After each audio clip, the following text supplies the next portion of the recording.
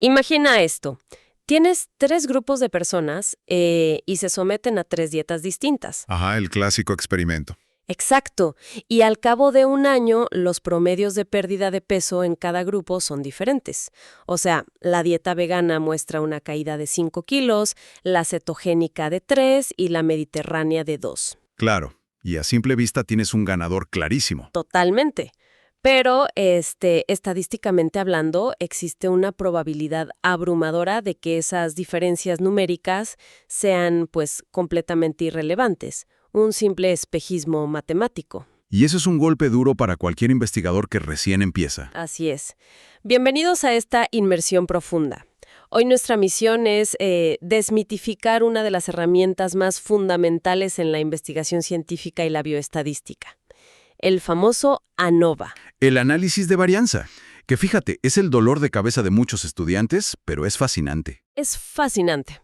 Vamos a desalmar cómo funciona realmente bajo el capó para que quienes nos escuchan entiendan cómo los científicos logran saber si un tratamiento médico o un método de enseñanza realmente funciona. Sí, separando una señal auténtica del ruido constante de los datos, sin perdernos en el caos matemático, claro.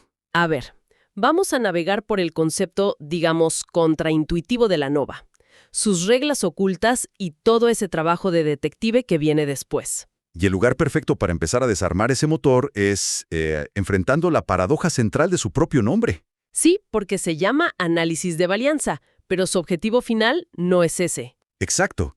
Su único propósito en la vida es comparar medias, comparar promedios. Lo cual suena a una contradicción gigante. Totalmente. Para quien se enfrenta a esto por primera vez, puede parecer un oxímoron. O sea, ¿por qué estamos midiendo la dispersión de los datos? Para saber si los centros de esos datos son diferentes. A ver, vamos a desempacar esto, porque es como intentar averiguar a qué velocidad va un auto midiendo cuánto vibran las ventanas. Es una excelente forma de verlo. Pero la lógica mecánica detrás de esto es brillante. Cuando dejas de mirar los promedios y empiezas a mirar las fuentes de ese ruido. Piensa en esto como tratar de escuchar a 3 coros distintos cantando al mismo tiempo. Me gusta esa analogía. 3 coros distintos. Sí, el ANOVA toma todo el sonido en esa sala y lo parte con un hacha en 2 bloques matemáticos. Por un lado, la varianza entre los grupos. Y por otro, la varianza dentro de los grupos. Y esa división es el núcleo pedagógico de todo este tema. Matemáticamente, lo que hace el modelo es calcular lo que llamamos la suma de cuadrados. Que suena súper intimidante. Suena, pero no lo es tanto. La varianza entre grupos cuantifica qué tan lejos está el promedio de cada dieta, o de cada coro en tu ejemplo, del gran promedio general de todas las personas. O sea, qué tan distinto suena un coro respecto al otro. Exactamente. Si esa distancia es grande, tenemos una señal potencial, el efecto del tratamiento. Pero ojo ahí, esa señal no significa nada en el vacío. Claro, porque si el coro completo canta más fuerte que los demás, genial, esa es tu varianza entre grupos. ¿Pero? Pero, ¿qué pasa dentro del coro? Exacto. ¿Qué pasa si dentro de ese mismo coro, los sopranos y los tenores están completamente desincronizados, gritando cada uno a su propio volumen? Ese es el ruido interno. Esa es la varianza dentro del grupo. Es el caos interno. En nuestro ejemplo de las dietas, es el hecho de que 10 personas comiendo exactamente lo mismo van a tener, 10 respuestas metabólicas distintas. Y lo fascinante aquí es que la ANOVA no ignora ese caos. Al contrario, lo usa como la vara de medir. Es la regla con la que mides todo lo demás. Tal cual. Lo usa para construir el famoso estadístico F. Mecánicamente, esta distribución F no es más que una proporción, una simple división. El de arriba entre el de abajo. Básicamente, el cuadrado medio entre los grupos dividido por el cuadrado medio dentro de los grupos. Ahora, piensa en lo que significa obtener un valor de F igual a 1. A ver, si divido algo y me da 1, significa que lo de arriba y lo de abajo son iguales. Exacto. Significa que la variación que estás viendo entre tus diferentes dietas es exactamente de la misma magnitud que la variación aleatoria de los metabolismos individuales. O sea, la señal es indistinguible del ruido de fondo. Y ahí es donde la hipótesis nula se hace invencible. Si el estadístico F es 1 o cercano a 1, no hay nada que ver ahí. Pero, si esa división te da un 15 o un 20. Ah, ahí la historia cambia por completo. Lo que las matemáticas te están diciendo es que la diferencia entre las dietas es 20 veces más grande que el desorden metabólico natural. Exacto. El ruido interno no alcanza a tapar la melodía del tratamiento. Y es esa proporción la que nos da el famoso valor P, ¿verdad? Así es. Si el ruido es tan bajo y la señal tan fuerte que la probabilidad de que este resultado sea puro azar es menor al 5%, El mágico 0.05. ese mismo. Ahí cruzamos ese umbral de significancia. Pero hay que aclarar algo fundamental para quienes nos escuchan. A ver, cuéntame. Aislar esa varianza solo funciona si el diseño experimental lo permite. Toda esta matemática del estadístico F asume un campo de juego nivelado. Y ese campo cambia radicalmente dependiendo de a quién estamos midiendo. Exactamente. Si conectamos esto con el panorama general de la investigación, entramos en el terreno del diseño. Una nova de un factor asume grupos completamente independientes. O sea, comparar el nivel de ansiedad entre estudiantes de psicología, estudiantes de medicina y estudiantes de derecho. Sí, son personas diferentes en cada grupo. Son totalmente independientes. Pero aquí es donde se pone realmente interesante. Y es una duda muy común. ¿Qué pasa en la investigación clínica real? Muchas veces no tienes a 300 personas distintas. No, casi nunca tienes ese lujo. Tienes a 30 personas y las mides a lo largo del tiempo, antes del entrenamiento, durante y un mes después. Ese es el reino de la nova de medidas repetidas. Pero mecánicamente, evaluar a la misma persona 3 veces introduce un problema, ¿no? O sea, no están contaminados los datos porque la persona ya conoce la prueba o porque ya tiene una base biológica. Es una excelente pregunta. Si yo soy naturalmente ansiosa, mis niveles van a ser altos en las 3 mediciones, independientemente de lo que me des. Claro, si usaras un modelo de un factor tradicional, miraría tus datos y pensaría que hay un ruido interno gigantesco en el estudio, y colapsaría ahí mismo. O sea, me diría que no hay efecto del tratamiento. Exacto. Y esa es la elegancia del modelo de medidas repetidas. No vea esa contaminación como un error. La ve como una fuente de varianza que se puede identificar. Y lo más importante, extraer. A ver, explícame eso de extraer. En un diseño independiente, cualquier diferencia entre los sujetos va directamente al denominador de tu estadístico F, al ruido. Ensucia la división. Exactamente. Pero en medidas repetidas, el software calcula matemáticamente una suma de cuadrados exclusiva para los sujetos. Ah, o sea que aísla mi nivel base de ansiedad. Lo aísla y lo resta del término de error. Al hacer esto, el denominador del estadístico F se encoge drásticamente. Y como sabemos por fracciones de la escuela, si el denominador se hace más pequeño, El valor total de F se dispara. Es un modelo mucho más potente y sensible porque reconoce la correlación entre las observaciones y elimina el ruido de las diferencias individuales. ¡wow! Es como un filtro de cancelación de ruido de unos audífonos de alta gama. Identifica la frecuencia de mi ansiedad base y la anula para escuchar solo el efecto de la terapia. Es una analogía perfecta, pero, y aquí hay un pero gigante, ese superpoder de sensibilidad viene con reglas estrictas, una aduana de supuestos estadísticos. Las reglas del juego. Y aquí es donde muchos proyectos de tesis chocan contra la pared. Sí, porque la estadística no es magia negra donde simplemente arrojas datos al software y esperas lo mejor. Claro, hablemos de esos supuestos base, porque a menudo se enseñan como una simple lista de verificación aburrida. Y en realidad son los cimientos de la casa estadística. Si los rompes, la casa se derrumba. Exacto. Y antes de listar los supuestos, hay un dilema clásico que todo estudiante tiene. Si ya tengo mis datos, ¿por qué no me salto el ANOVA y simplemente corro 3 pruebas TED-Student? Uy, el instinto natural de buscar atajos. Claro, comparo la dieta A con la B, luego la A con la C y la B con la C. Y listo, no. Es un suicidio metodológico. Hacer múltiples pruebas T infla masivamente el riesgo de cometer un error tipo 1. O sea, encontrar falsos positivos.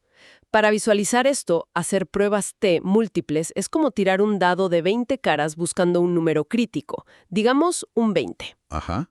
En un tiro tienes un 5% de probabilidad de que salga por pura suerte.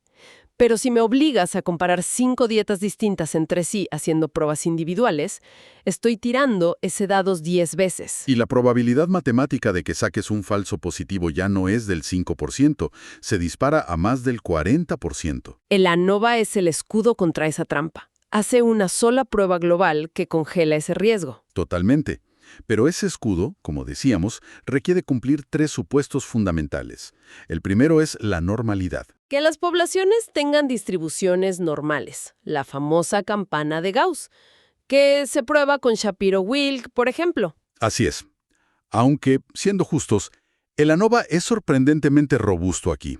Si tienes una muestra decente, el teorema del límite central te respalda. Pero el segundo supuesto es otra historia, la homocedasticidad. ¿Qué palabra tan complicada?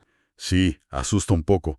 Pero solo significa homogeneidad de varianzas, o sea, que las varianzas sean iguales entre los grupos.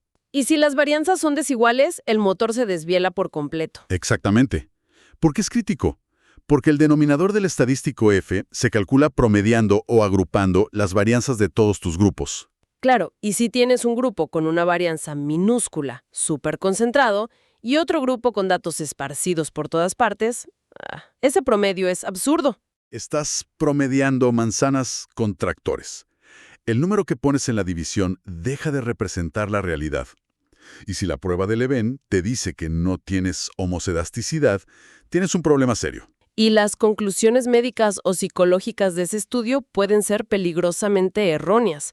Te da diferencias donde no las hay. Por eso, si esos cimientos están rotos, hay que usar pruebas no paramétricas, como Kruskal-Wallis. Que básicamente es decir, olvídate de las medias y las varianzas, vamos a ordenar todos los datos de menor a mayor y comparamos sus posiciones. Es un truco hermoso, sí. Y por último, el tercer supuesto es la independencia. Que las observaciones no estén relacionadas, salvo que sea un diseño de medidas repetidas, claro. Bien, imaginemos el escenario ideal. Pasamos la aduana de los supuestos, corremos el ANOVA y obtenemos un valor P menor a 0.05. Hay una diferencia. El estudio grita de emoción. Pero curiosamente, el ANOVA es incapaz de decirnos en dónde está esa diferencia, ¿verdad? Ese es el gran detalle. El ANOVA es una prueba global, una prueba ómnibus. Solo levanta una bandera roja diciendo algo pasó aquí. Pero no te dice si la dieta vegana superó a la cetogénica o si la mediterránea fue el desastre. Exacto. Y aquí es donde entra el trabajo de detective, las famosas pruebas post-hoc, las pruebas posteriores al análisis. Entonces, ¿qué significa todo esto en la práctica? Porque he visto listas larguísimas de estas pruebas. Significa usar una lupa metodológica. Pero ojo, esto plantea una regla de oro importantísima. A ver. Solo sacas la lupa si la bandera roja de la ANOVA se levantó primero. O sea, si el ANOVA no dio significativo, apaga la computadora y vete a casa. Prácticamente. Si no hubo significancia global y aún así empiezas a correr pruebas post-hoc rebuscando alguna diferencia marginal, estás cometiendo p-hacking, torturando los datos hasta que confiesen algo por puro azar. Tal cual, pero asumiendo que sí tuvimos luz verde, tenemos un catálogo de pruebas. Empecemos con Bonferroni. ¡Ay, Bonferroni! Me parece el ejemplo perfecto de un remedio que a veces es peor que la enfermedad. Es que es una prueba muy conservadora. Su enfoque es de fuerza bruta pura. Literalmente toma tu nivel de riesgo, el 0.05, y lo divide por el número de comparaciones. Así es.